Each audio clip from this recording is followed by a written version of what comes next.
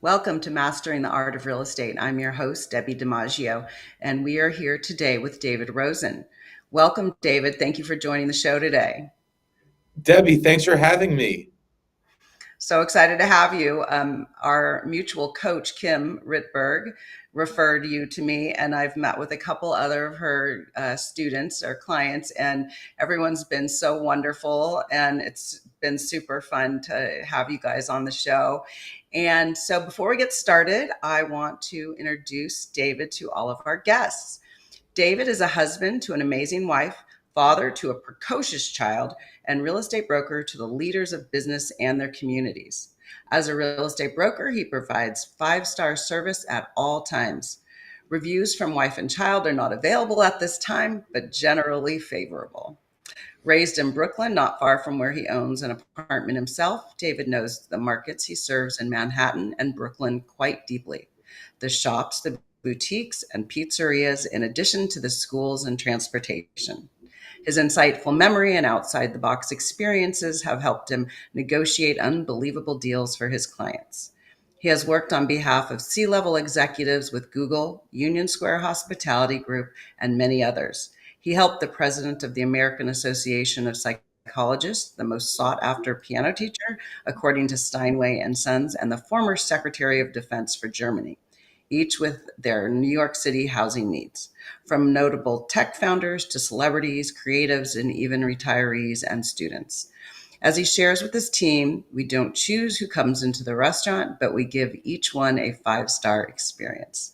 Their abundant deal flow is the compounded nature of over 19 years in business.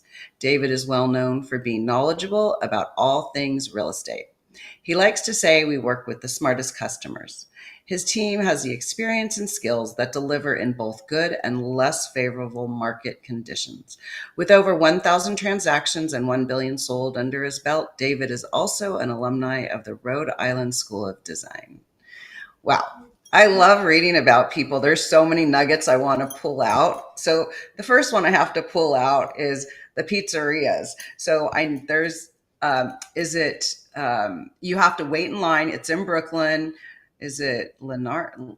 Does it start with an L? You have to So I wait think in line. about locales. Yes, that's it. Yeah. During COVID, I watched a lot of YouTube, so I traveled virtually on YouTube. And so I learned about just all the food places in all my favorite cities. And my daughter lives in the Lower East Side and she's a big foodie. So yeah, it's so fun. And so I love that you threw that in. I also love that your bio was just cute about just like it I feel like I got to know you by your bio. And I'm not only a realtor of 30 years, 35 years, but I'm a coach and I try to help agents pull out who they are. And so I really just want to compliment you on your bio because I do get a feel like you're probably funny. Have a good sense of humor.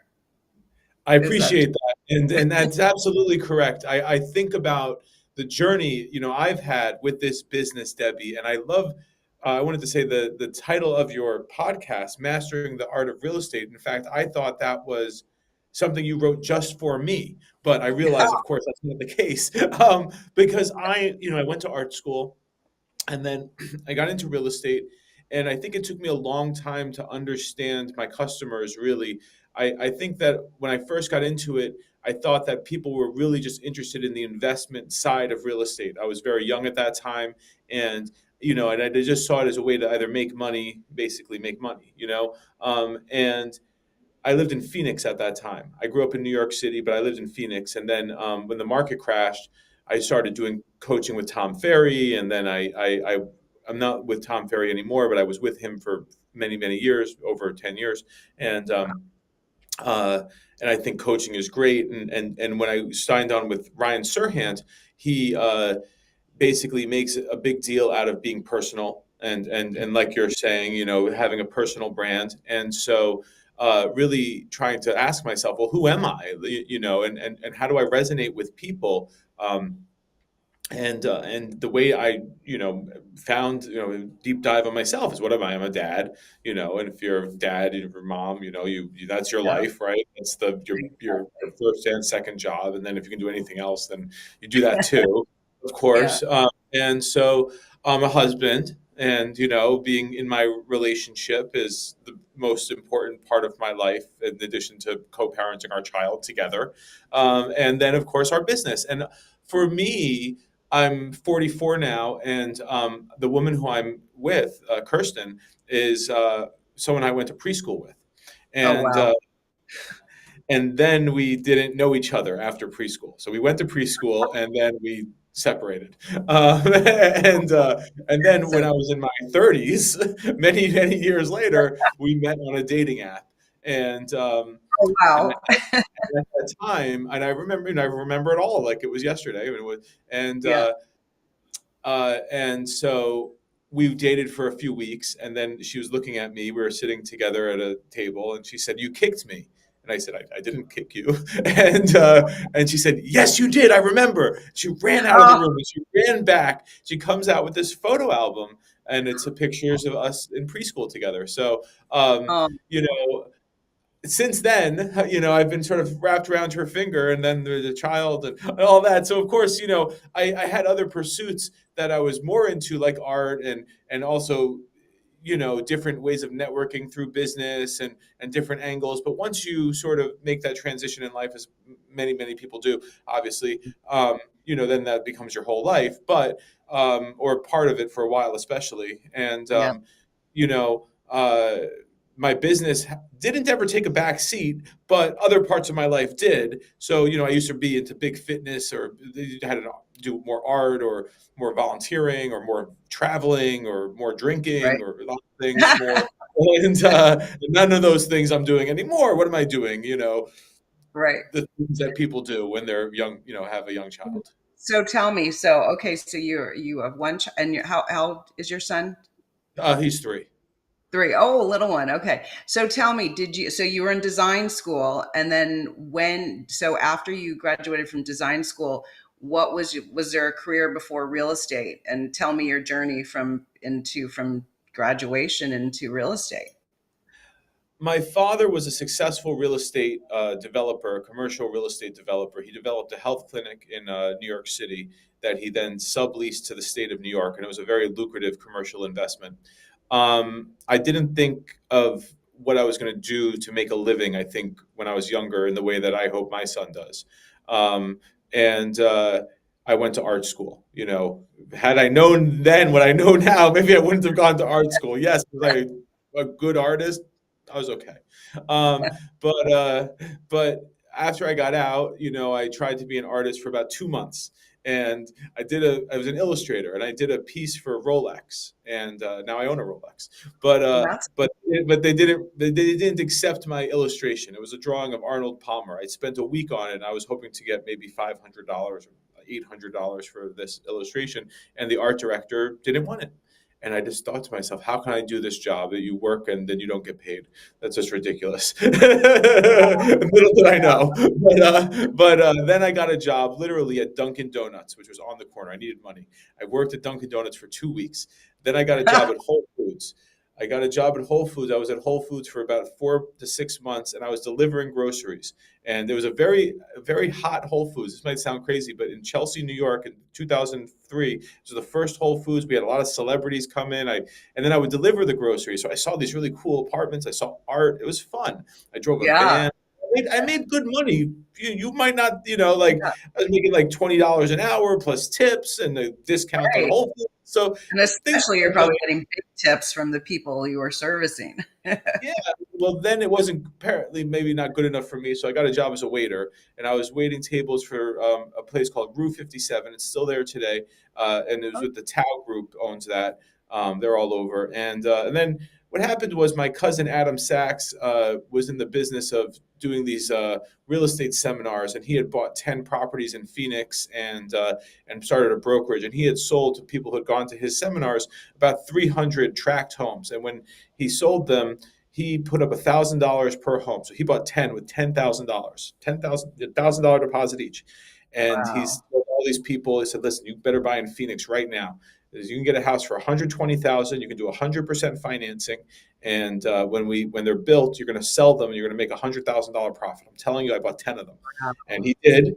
and I moved there. I'd never been to Phoenix before. I didn't know anything about real estate, but I knew my cousin Adam also had a lot of gold jewelry, and I'd been going from Dunkin' Donuts to Whole Foods to waiting tables and picking up people's napkins, and it was fine. And I was doing okay for a 24-year-old, but that's, I had broad horizons. Well, that first Yeah. year in Phoenix, the market skyrocketed by 55, 60%, and especially the types of homes we were selling. And so, I did very well that year and never looked back. All my friends came and moved in with me in Phoenix. I lived Oh, in wow. Scottsdale and Tempe. It was like Entourage. Entourage was like on, and I had a BMW X5, and Oh it my was God.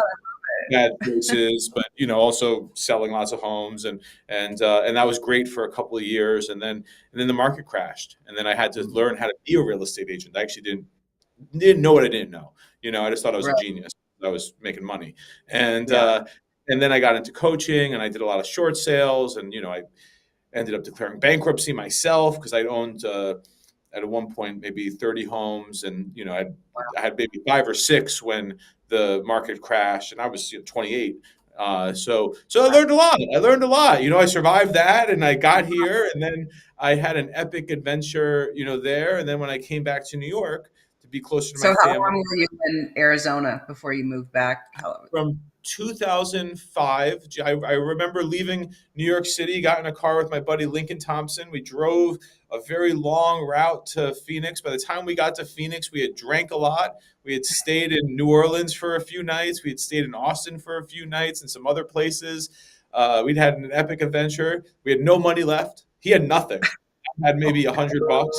I showed up to my what would be my broker and Ryan's house. It was in a tract home in Avondale, and next thing you know, I worked my way back up, and then so I was there from 2005 to 2011, and in okay. 2011 I came back home to New York City. I drove back. I came there in a Saturn, and I drove back in a Malibu, moderately better, and then I lived in Hell's Kitchen in a small rental tenement.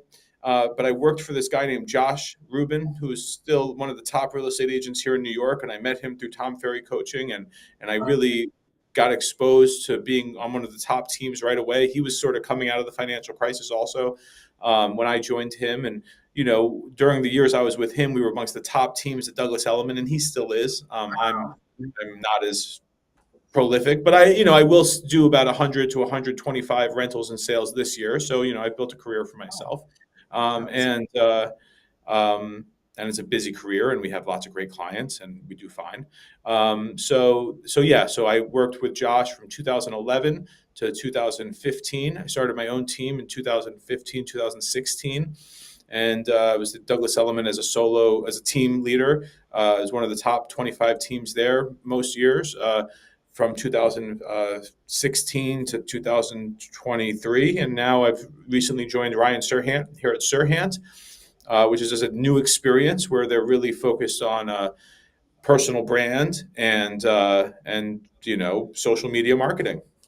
Yeah. So very, and you've been busy. So a couple things. So one of them is, so I'm in California on the West Coast, and there's not that many in Northern California. There's not a lot of teams. And so it's hard. I work with my husband, and we've worked together for 35 years, but it's different when the money goes to the family and you both work hard and you can like call each other your family. You can, you know, say, do this now, you don't have to be super nice. One of you can You say, have do to this be nice. now, and one of you can listen to the other person say, do this now. And I understand. Yeah. Yes. You can't really someone who's not in your family. And now our son's working with us.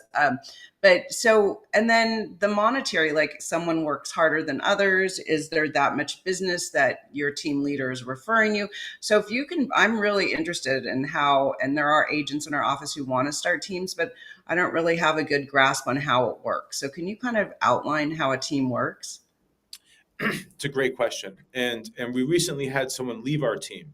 And his wife was pressuring him to leave our team, thought he would make more money not being on a team. And maybe that's true. Anything that you choose to do in terms of your real estate business has to make sense for you as a business person. Right. When I moved back to New York, it was a no-brainer for me to work on a team. I didn't know anyone and I didn't know anything. So this was a way to make money. And what I learned when I had gone to Phoenix and I had since counseled other people on and coached it on was worry less about the percentage split you're getting and worry more about just where's my next deal, like how do I make money, like some deals will be big, some will be small, but if you always have a deal flow, then you're going to pay your bills, Right. and eventually there'll be some big ones and you'll score, but you don't want to be holding your breath, pining for this huge deal or that thing. And I think a lot of new agents or a lot of agents, they're so afraid of giving up something, and they're waiting on the big score, and that's all they're focused on, and they don't want to waste their time. um, Right. and so with my team, everything is 50-50, which means that if, except for rentals, if they represent a tenant, and here in New York, we have pretty serious tenant fees, and that can be somewhat lucrative for the agents. But actually, 90% of our revenue is sales revenue, and 10% of it's from our rental business, even though it's about 50-50 in the deal count. So we make all of our money selling homes. We do Is rent. there is the rental is the fee one is it 1 month's rent usually the rental fee?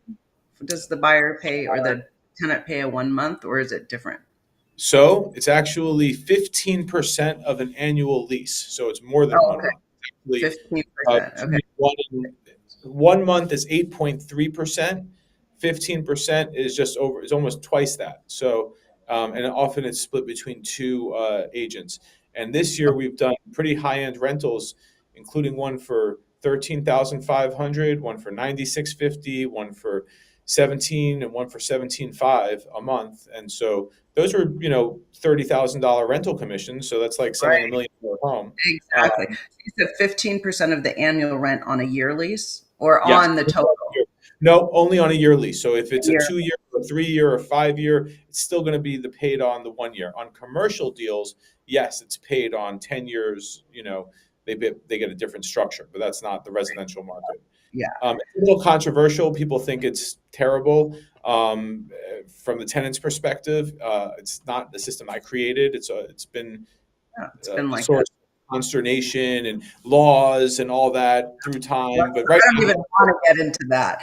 no. Let's But not even anyway, go going there. back to where the team structure, as a team leader, I have 20 listings, let's say. I mean, between sales and rentals, maybe it's 14 right now. But Okay. it gives the people on my team the opportunity to say that they are on those listings and then Okay. meet prospective buyers. And even in today's market where Street Easy is in our market or Zillow in your market intercepts the buyers in some cases, Okay. we still get a huge amount of our leads from our listings. People just want to come to our listing. Right. If John and Jill want to see my listing on East 83rd Street and maybe it needs more renovation than they want to do, then Star from my team or Marvin from our team can possibly work with them as buyers, and that's a lead source. And the trade off for me is that I'm thinking, well, yeah, I can help some of the leads that come through, but eventually these people need a lot of attention. It's a competitive business, and Right. they're not going to like it if I'm not there for them 24/7. So I'd Right. rather take half of something as opposed to all of nothing. And then even with that, of course, there's here in New York, it's a little bit different than anywhere else. We have these incredibly awful applications that people have to do when they buy homes that are this thick.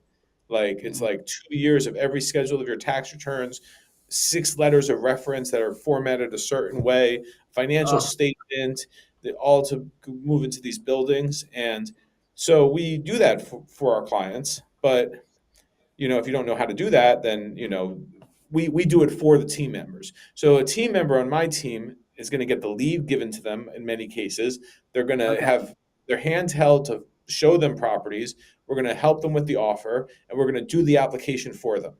And so that's valuable for a lot of agents, and they want to be a part of it. So that's why they would join a team. Um, we do want them to develop their own business and give them the tools to do that. And we do a lot of events that they can invite people to and things like that. But you have to be a go-getter, as you know, Debbie, to be in this Absolutely. business. And I guess, and I hate to say this, there's always going to be varying degrees of of people's personality profiles. So some people are going to be great solopreneurs, and some people really benefit from just having, a pat on the back every now and then. So so when you were new, you had lost everything in Scottsdale and Phoenix, and you came back and you joined a team. Now, when you joined that team, were you getting any sort of compensation before you did a deal? So I was the assistant on the team. I had gone from owning a brokerage and I took this job as the guy's admin, but he Okay. fired me after that within 6 months. So I was making like maybe 50 grand a year as a base salary. But when I was just doing deals, there was no base. No. Okay. So when people are on teams, they're hoping that the team leader is going to give them some referral In fee. our case, we have a database of about 30,000 people that we've met through the years through our different lead sources. Okay.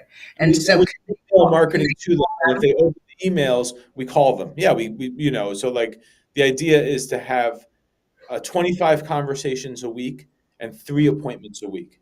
That's each team member. That's what I'm telling them they should be doing. For me, I'm looking to go on 6 appointments a week. Okay, let's start there. How are you getting 6 appointments a week? I think in tracking this for a long time, and this is something I really did learn a lot from Josh Rubin, one of my first mentors, is that a healthy real estate business has many diversified streams of income. And so, I just put 2 listings on the market in the last 24 hours. One was a past client, and the other was a past client. They're both past clients. So past clients is obviously a part of my business at this point. But before they were past clients, I met them through one was a referral from a client. So I met that person at an open house, and the other guy, I met him at an open house. Like I know that I met him at an open house. So I met these people at open houses literally 10 years ago. Wow. And then I helped sell them something, did something else, kept them involved with them, and the keeping involved and the what we're doing now and the being a resource and having your voice heard is part of running a practice, running a real estate business. Absolutely. And and what we're doing also getting to know other agents so we can work on referrals, because that is my favorite way, is to refer back and forth to people we know are like-minded, who are going to, not everyone, as you know, works really hard, and a lot of people just they think that it's like part-time, which, as we know, it's a 24/7, you answer that phone or you're out. No. So open houses, I wanted to go to that because a lot of the guests I've been speaking to, some people who've come into this business, they maybe had another career and then they came into the business. And one guy was doing like open houses practically every day. And then on Saturday and Sunday, he'd do a morning open house and a Sunday. And he wasn't young. He has a family, and he had a really good career in Hollywood, and he was just going to do it. And so we have 80 agents in our 2 offices that my husband manages, and it's just amazing. The people who are doing the open houses are the ones who are succeeding. The people who are not, they're kind of out of sight, out of mind, and to the public, right? So they're just so important. So I know if people are listening who are looking to get into the business, you can't sit on the sidelines. You have to do something every day. Yes, you can take time off once in a while, but especially if you're new and you're not going to have repeat business, you're not going to have past clients, right? So um, it's just so important, and that's how you met your clients. So we're going to go to commercial break because my stager is text messaging and calling me. So we will be right back with David Rosen.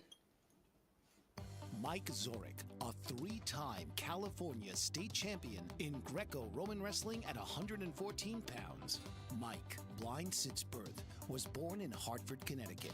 He was a 6-time national placer, including 2 seconds, 2 thirds, and 2 fourths. He also won the Veterans Folk-Style Wrestling twice at 152 pounds. In all these tournaments, he was the only blind competitor.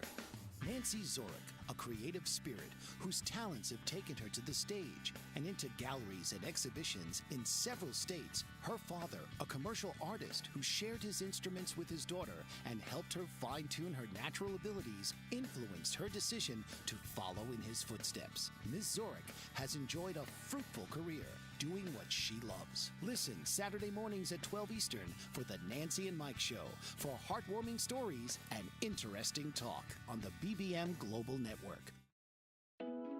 Are you struggling to care for elderly parents or a spouse? Do you wonder if being a caregiver is making you sick? Are you worried about taking time off work to care for elderly parents and balance work, life, and caregiving? Has caregiving become exhausting and emotionally draining? Are you an aging adult who wants to remain independent, but you're not sure how? I'm Pamela D. Wilson. Join me for the Caring Generation radio show for caregivers and aging adults, Wednesday evenings, 6 Pacific, 7 Mountain, 8 Central, and 9 Eastern, where I answer these questions and share tips for managing stress, family relationships, health, well-being, and more. Podcasts and transcripts of The Caring Generation are on my website, PamelaDWilson.com, plus my caregiving library, online caregiver support programs, and programs for corporations interested in supporting working caregivers. Help, hope, and support for caregivers is here on The Caring Generation and PamelaDWilson.com. Dr. RC will share extraordinary resources and services that promote educational success, as well as making a difference in the lives of all social workers, as well as the lives of children, adolescents, and teens of today. She will have open discussions addressing many of the issues that we face about our youth and how being employed in the uniquely skilled profession of social work for over 18 years has taught invaluable lessons through her personal experiences. She will also provide real-life facts, examples, and personal stories that will confirm that why serving as a child advocate is extremely beneficial when addressing the needs of the whole child. Listen live to Dare to Soar, Saturdays, 10 a.m. Eastern on the BBM Global Network, and tune in radio as Dr. RC will provide thought-provoking information that will empower, encourage, and strengthen students, families, and communities across our nation. You can also visit her at soarwithkatie.com. Welcome back to Mastering the Art of Real Estate. I'm your host, Debbi DiMaggio, and we are here with David Rosen, who works in Manhattan and Brooklyn. Is that correct? You work all the territories? Well, this morning I woke up in Brooklyn Heights, where I live, dropped my son off at daycare, walked by a $7 million listing that's listed by a colleague of mine in the office, and then I walked over the Brooklyn Bridge, around the lower part of Manhattan, up the West Side Highway to the West Village, and showed my one-bedroom with home office and private outdoor space for also $1 million to someone, and they loved it. Actually, it was a good showing. Nice. It's my office in Soho, so I see all of that as a contiguous area. Yes, there's a river between it, but yeah, the prime Brooklyn Manhattan market is really the heart and soul of the living families that live here in New York City, in work in Manhattan. And who are the? And did you say you walked all that way? Yeah. From Brooklyn to Manhattan? That was 11,000 steps. Yep. Oh my God, that's amazing. Every I day. hope The last part was a little bit longer, but the walk over the bridge is a 30 to 40-minute walk, and it's if I can't get to the gym, or it just right. nice time to reset. I love that. That's great. Do you remember? I know we heard the story in Scottsdale and how successful that was, buying and selling property. When you got to New York, and do you remember your first deal and how you got it and how it went for you as a newer agent back in New York? So, as a team leader, I think about this a lot, and I think about who I was when I was on a team. So my first deal was a woman who was riding the train next to me, and she was crying to her girlfriend that her and her boyfriend had just broken up. And I was at that time much more shy than I am today. I certainly never, ever, ever, ever, ever, ever, ever, ever spoke to a stranger on the subway train, ever. Especially not about trying to get money out of them or do something that was like, work with me. But I was, up against it. I was facing bankruptcy and, coming out of the financial crisis. I had these business cards burning a hole in my pocket. And I said, Here's my card. I'm a real estate agent. Maybe I can help you find a home." And I left. And then she texted me or emailed me when I got to my office and said, "Yes, please help me rent a home. I got into a Oh, fight with my friend. We were going to move in together. And I found her a rental. It was a studio on the Upper West Side. And that was my first deal. And I also at that time had leads that I was showing properties to, lots of them, and they wouldn't transact, or they would make offers and they didn't go through. And then finally, I had one of these leads, named Gloria, and I found her a place, and she went to contract, and then she wouldn't do the co-op application because she was afraid of, like, disclosing part of her finances, which you have to do, and she lost her deposit. So, I had a lot of troubles coming in, but I had such unshakable faith that you can make a fortune and you make a good living in this business.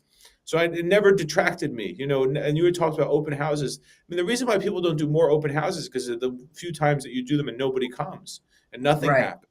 The point is that systematically, if you do it a lot, that people do come, and eventually, yes, you'll do one that no one comes to. And guess what? You'll, like, look on your phone. When I was starting, Debbie, we didn't have phones to look at. Exactly. Exactly. We had nothing to do but maybe draw or something. I know exactly. So other than I love those. That's a great story. I mean, it's true. Like I know some people I've spoken to on the podcast. I'm not. I mean, I feel like I'm outgoing, but I'm not really. I don't always say talk to strangers. I don't pretty much don't talk to strangers and say I'm in real estate at all. But some people will stand in the bank line, or the people go to the bank anymore, I don't know, or the grocery store line. And one of the gals was saying, she's like, I always strike up a conversation and try to get it about around real estate. And I mean, that's super good. That I think it's really great and commendable. Just not my style, but I love listening to everyone's stories because I'm like, okay, I have to do that. I should do that, try these different things. And you spoke to a stranger on the train and look what happened. I mean, that's a great story. And you were just being your authentic self, probably. You were probably just like, are you okay? Is that how kind of you were like, Yeah, the pain of not doing something was greater than the pain of doing something. So I was right, forced into doing something. But, today I'll ask my team members to call people, and that was really beaten into me. You got to call people, you got to talk to them. It's not texting, it's not emailing, it's talking. And there's so much, and I'm sure you've also learned all these different, things that I've learned along the way, that you want to learn about people. You want to know what makes them really happy, and then that they're going to tell you. They're going to tell you that, cooking is important to them. They're going to tell you that, it's really important that they, can see this certain view, or, can get to this certain place, or what's really important to them. And it's never going to be about money. Whenever my team members or whoever says, well, she really wants to be in the $600,000 price range. Well, yes, of course, I understand that, but that's not why. The reason isn't why. That's what you can afford. The why is because I got to, be closer to the school, or, I really want to be able to, have a place to play piano, or whatever it is. so, so when you're telling, how often do you meet with your team to kind of guide them? And is it every day you're telling them what to do, or giving We're doing them a ideas? weekly meeting for many, many years on Mondays, and we'll get back to that after the summer. And then I'm texting them, and I have a thread with them on Instagram also. That's going to be something I touch every day. Um, the truth is that I've had a team for many years now, and that with the interest rates being high, and I talk to other team leaders all the times, that I think it was very challenging for some of them over the past year and a half, 2 years, and and it was also challenging for me. And I was doing ads through Realtor.com where you get leads, and I was on a Zillow Flex thing that we got leads, and the truth is that we converted at a very poor level, and it didn't make sense necessarily for me to buy those things and give them to the people, or pay on Google. And I scaled down our expenses greatly because I listen to a lot of business podcasts, and I've been listening to this very popular one lately called Founders. I don't know, have you heard of that one? I It's a guy named I've received David. it, but I haven't listened to it. Tom Ferry loves Founders. That's how I found out about it. Okay. So I found out about Founders. So Founders is what this guy does is he reads biographies of great business people. It could be anyone from Steve Jobs to, you know, Okay. Sam Walton from Walmart or Michael Jordan, but anyone he thinks is a good business person. And one of the things that he talks a lot about is that, expenses in business. Um, One guy, I think it was Dale Carnegie, said expenses profit comes and goes, that you're going to have profitable times or less profitable times depending on a number of factors, and to some degree you can control them, and some degree you can't, but expenses are forever. And that if you can limit your expenses, then when it becomes profitable, then you'll really hit it. And if I look at my business a year ago, um, what I would say is that I had a lot more expenses that I was wasting money on, and that one of the reasons I left Douglas Elliman to come to Serhant was that I could see a way forward that was going to get me, more profit. Okay. I like that. No, that's true. It's my husband's always saying, I'm the marketing person. So of course I'm always wanting to spend. And he's like, you got to cut back. And so, I go through, okay, I don't need that. I don't need that. But we hear something and we're like, oh, that's a good marketing thing. Or I like this. I want to keep this. So like you said, well, actually, I won't even say you. So you are now working with Serhant. Tell me, it sounds like you're keeping expenses down. How does a realtor keep expenses down? How do you work there at Serhant? Tell us. I mean, I know he was on a TV show, but I really don't know much about him or his company. So please share. So top down, this company probably spends much less money than Douglas Elliman spent, which Douglas Elliman has 30 to 40 offices in New York City that are beautiful, and they provide services that are fantastic. But I was the person who was in the office the most. I knew this, with my team buzzing and brewing. When I was at my old office, which was one of the top offices in the company, my team that I worked for then was also always there, but a lot of people aren't always there. So Ryan Serhant made the assumption, well, one way I could save money is having less office space. Does that always work? Sometimes no. Sometimes it's crowded, but you have a lot of top agents, and they're in this one big building as opposed to spread out over 40 locations. So that's Right. a cost savings. I do have a great assistant, but in the past I've had worse assistants. And if you're going to have help, which if you're running a real business, you probably need, um, quality of that help is going to save you a lot of money. Because if you don't have a good person, what is going to have to happen is you're going to have to outsource certain things, or you're going to have to get another person. So what we had was a virtual assistant, and I just had her for a while, and then I had an assistant plus the VA. But then when I got a better assistant, who was the doorman in one of the buildings I was renting while I was renovating my apartment, I just knew this guy was going to be great. I brought him along, and he was happy to not be the night doorman. And then I let my VA go, but she was in the Philippines, and frankly, I didn't love that whole thing anyway, where the person's working in the middle of the night and doesn't, it's just a very different cultural experience. I mean, you can do a lot of great things with them, but how you utilize a VA is a choice, and you're going to have strengths and weaknesses with that relationship. So having a great assistant was let the VA go, and then just cutting everything. I mean, I was paying this third party company to send my email newsletter. They did a good job, but I cut it. It was an expense that I cut. I was paying Realtor.com. They gave me good leads, but I cut them because I just said, well, this is lazy, and I can figure out a way to, it's cost me a lot of money.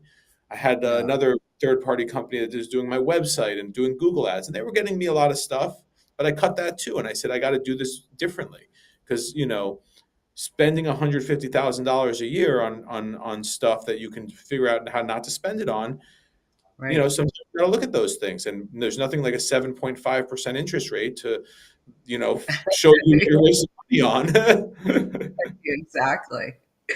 And so at this office, you just rely a lot on people do social media, or They What do, other? yeah. What they do for us that they didn't do at Douglas Elliman here at Sirhan is they have this incredible video production team that does great listing videos for all of our listings. So all Oh, of my nice. listings, where I used to spend, let's say, $1,500 on a listing video, they do for free. That's the Oh, big nice. thing. That's big. Yeah, and then the social media, Sirhan is the most followed real estate brand in the world with 7 million followers across all platforms. And some of our listing videos just promoted through Instagram have gotten as much as 100,000 views. So, or some of our listed videos have been at 100,000, but even the listing videos have been at 20,000 and 30,000. So, Yeah. so that's great. And what that does is gives exposure to the listings and gives a vibe to the listings, which is Right. fantastic. But also, and does agent to agent networking, right? Because Yeah. people are seeing Yeah. those. But also, what it does is it shows the seller that we're doing a media creation profile for you that's unparalleled. I mean, there's Right. no way of selling your most valuable asset that is more visible than this. And also, one of the things that Ryan first taught me before I worked for him, and I went to a seminar with him, and he recommended a book about PR. And then I hired a publicist, which is the way I ended up meeting Kim. And when I worked, you Okay. know, when the work I've done with Kim Ritberg is also something that's informed everything I do, and reason why I pivoted to Sirhan, because what I noticed in terms of creating media is that celebrity resonates probably more than it should in our society, but boy, does it resonate. And Right. being able to tell people, listen, I work with this celebrity, it registers. Right. Right. Douglas Elliman, like, people knew about $1 Million Listing, but they didn't. What is Douglas Elliman? I mean, it's got a big brand, but after that, and there's been some negative press lately, which I don't want to talk about, because it's nothing to do with me. But other than that, it's like, and I think with all of these brands to some degree, it's like, who cares? But, I think Barbara did a great job for the Corcoran brand by staying on Shark Tank, and people really know who Barbara Corcoran is. There's no question that there's something feisty there, that there's something smart there, there's something Yeah. elegant there, and it's bigger than words. It just is. It gives people a sense of strength, vitality, security, that Yeah. they're making the best possible choice. And so that's really what branding is about. And in terms of expenses, it's how can you create the appeal of your brand with the least amount of expense. Right. So we And do as and then kind of tying it all together, it's in branding. It's what you're just saying is just it's finding a niche. So whether it's celebrity with Ryan and all that he's achieved, and Barbara with all she achieved at such a young person, the CEO now of Corcoran is Pam. Pam has now been CEO longer than Barbara was even part of the real estate company that she started. Yeah, so it's kind of crazy. And when Barbara Corcoran interviewed her, she said, "Oh, you're not going to stay here very long, I'm sure." And Pam now has been there for a very long time, and she is small and mighty, and she's amazing. I spoke at a conference, our real estate conference, Corcoran conference, and she was there, and she was so personable and so kind, and it was like, wow, I just didn't expect that, especially out of New York. And anyway, no, brand, yeah, brand is very important, and how we leverage it wherever we work, right? Wherever you are as an agent, and whatever your brand is, you have to, everyone has a niche. So okay, let's move on, because it's going so fast. 5 top things a new agent or seasoned agents should do. 5 top things a new agent or seasoned agent should do if they want to jumpstart their career. Uh, I would say, first and foremost, database maintenance, meaning that you have your database well maintained and you can easily communicate with people. Number two, business plan. I started this conversation by saying that my team members are supposed to go on 3 appointments a week and do 25 conversations a week, and I'm supposed to go on 6 appointments a week. That is beating my head. I know that if I go on 6 appointments a week, things are good. And when things are bad that happen to me, it doesn't matter, because I'm going to create new good things with my 6 appointments. And so, I think number three, read some good books. Two books that come to mind for me, they may not resonate with other people, but I listened to the audiobook, David Goggins' audiobook. And then another one that's popular is The 12-Week Year. These are not great novels, but this is about getting stuff done, and that's the mindset and attitude that you need. Yeah. So, if you have a business plan, you have your database segmented, you have the mindset. The next two things that I would do if I was a new agent is practice. I mean, you got to practice your presentation, practice your role playing. No one does it. I mean, and I do it, and other top agents I know do it, and I've done it with top agents. Listen, the best people in any business, athletics, CEOs, politicians, they're not just shooting from the hip. 70% of real estate agents, from what I hear, that's what they do. They shoot from the hip, right? And we all know that. But if you want to be good, Right. practice. And last but Absolutely. not least, something fun. Figure out your personal brand and lean into it and enjoy it, because if what you love is basketball, then you'll meet people playing basketball, and if what you love is walking dogs, then you'll meet people walking your dog, and if what you love is, getting wasted, then you'll meet people getting wasted. But whatever you do, No, I do always say that that when we started in 2009, we started a real estate company, Highland Partners, and so I was meeting with all the different agents as the new agents came and the agents who were there, meeting with them and going over their bio, kind of like what I spoke to you about earlier when I introduced you. I loved your bio. I could really get a feeling of who you were, and this is goes across anyone's bio, not just a real estate agent's bio. So this guy, handsome, Greek. He was a tennis player. I didn't know any of this. From his bio, I'm a real estate agent. I help people buy and sell. I was like, no, who are you? Who are you? And I said, you've been in the business for a long time and I've never known anything about you. And he said, well, I love to play tennis. I coach tennis. I'm a tennis pro. I said, oh my God, why don't you like talk about that? And he said, well, I don't understand what that has to do with real estate. Right. And I said, because you're going to be connecting and being with people who are like-minded, who already like you, and you're doing what you love. So it's going to shine through. And for me, that was, and he totally changed. Once we got him to understand that who he was the brand, just to let that out. He looked different. He was more confident. He was noticed. Literally, you'd see him driving down the street. And before I knew of him for like 20 years, but never knew anything about him, didn't really know anything. So super important.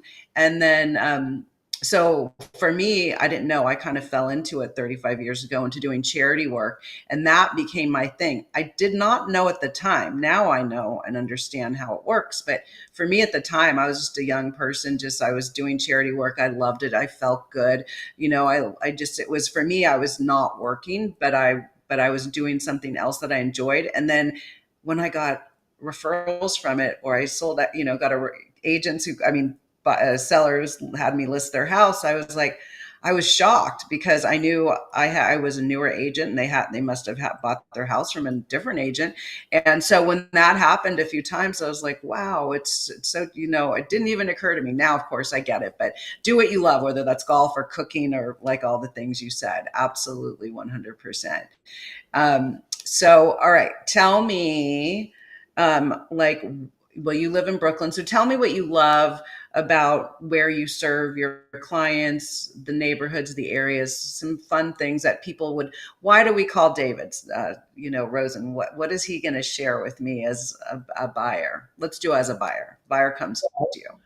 This Wednesday, we have a history tour near one of our listings on the Upper West Side. And I've actually hosted this type of thing in different neighborhoods, including the East Village and the West Village in the last 12 months. So part of something that I do that's quite different is try to really tell the incredible stories of these properties that people are investing in, because without those historical stories, no, it doesn't make sense that these places cost what they cost, because they're sure Right. cheaper in Ohio. But when you think about, where I live in Brooklyn Heights was literally where my son goes to the playground, is where the British commander stood with a telescope and looked at the American Revolutionary Army in the first battle of the American Revolution, war. And all of the homes around which I live were the homes that were developed after the end of the Revolution, the American Revolution, and then through the Federalist period, and it's the history of America. And so, putting in context the development of the real estate where people live and do business is incredibly important. And the economy and the society that we have as Americans, everyone knows someone from New York, or considers themselves from New York. Actually, I mean, I forget the statistic, but it's like half of America considers themselves either connected to New York or somehow from New York. I mean, that's why Right. you go to New York sports teams play, travel well. People say when the Knicks are doing well, it's good for the NBA, blah, blah, blah. So, but I believe that's true. But, but, so, knowing about the interesting history of where we live, and then furthermore, I would say that I like to say I have a 7 point analysis of property. But what you get from me when I advise you is somebody who is um, knows his product incredibly well, and I know it inside and out, from every angle, and then has your back. And that's just a matter of believing in your partners. You either have partners who, you know, just need the money, basically, or, got to get the deal done, and close you, or not. And that's something that, I mean, of course, it's situational, but I do think that there are just some people who are like that and some people who aren't like that. It's just what I Right. see. And Yep. I've always just been a loyal person, and so I think that especially as the rules have now changed, people are considering, do I want a buyer's helper, a buyer's advocate? You know, um, when I sell homes for sellers, we typically get 99% of the asking price in 99 days. That's our current stats over the last 3 years. When I work with buyers, we typically get, about 8 to 10% off the asking price. So we also negotiate quite aggressively, and we've gotten deals done with huge discounts, because it's not uncommon for people here to list homes very high and then come down a lot. Like, one of my best deals I did was negotiating against a guy named Ryan Serhant. He was the listing agent, and he listed for 3.5 million, and then it came down to 3.25, and we offered 2 million. We ended up getting the deal done for 2.25. That was one of my best How? deals. How such a big drop? Why? That's crazy. It needed a lot of work Okay. in a It was location grossly where, overpriced. Must have been grossly overpriced. so I thought so, but fast forward to, that was like 5, 6 years ago, and that client loves me, and they've referred me literally about 10 people since then. And I Yeah. got that client as an agent referral from another agent, Okay. when with them. But then she referred me a bunch of people, and then what happened next was I recently was helping these people look in that same building in the same exact line. So the deal I did was the second floor, and this was going to be the sixth floor, and they were asking also 3.5, and they had a better view, similar condition. So I was like, well, I got this one done for 2.25. So we offered 2.9, we came up to 3, and we had a deal at 3.25, so much more. And they ended up selling it to someone else. We got outbid after we had an accepted offer, which can happen here, and they paid Oh, full price, 3.5. And that was just 2 months ago, and not when the interest rates were still high and the market was slow. So I don't know that the first people were so overpriced. It's literally a bit of timing, a bit of luck, and sometimes you win and sometimes you don't win. right. Absolutely. Well, that's great. That whole thing that I won't go into it now, but I just want to touch on it. Just that whole thing about you wrote an offer and then someone took it and then someone wrote a higher offer, but you already had an agreement.